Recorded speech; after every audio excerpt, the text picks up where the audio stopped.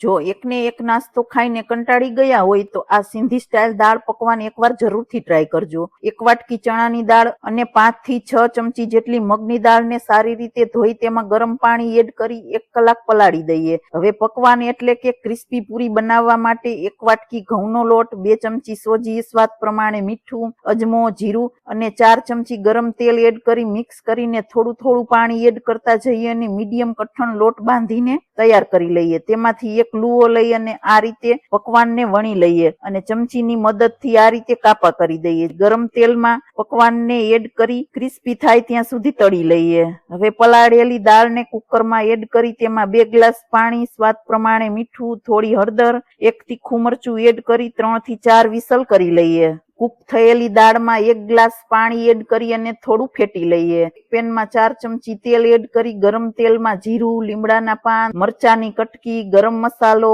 લાલ મરચું powder add કરી mix કરીને દાળ ઉપર એડ કરી દઈએ અને દાળને 5 મિનિટ માટે ઉકળવા દઈએ। હવે લીંબુ અને કોથમરી એડ કરી દઈએ તો દાળ તૈયાર છે। હવે ગરમા ગરમ સર્વ કરી દઈએ। એક પ્લેટમાં પકવાનને રાખી ઉપરથી દાળને સરસ રીતે રાખી દઈએ। હવે ડુંગળી, ટમેટા, તીખી સિંગ, સેવ, ગ્રીન ચટણી અને મીઠી ચટણી એડ કરી અને કોથમરીને રાખી દઈએ તો તૈયાર છે દાળ પકવાન। તો આને તમે બીજી આ રીતે પણ સર્વ કરી શકો છો। તો એકવાર આ રેસીપી જરૂરથી ટ્રાય કરજો। ઘરમાં નાના મોટા સૌને ખાવાની ખૂબ મજા આવશે।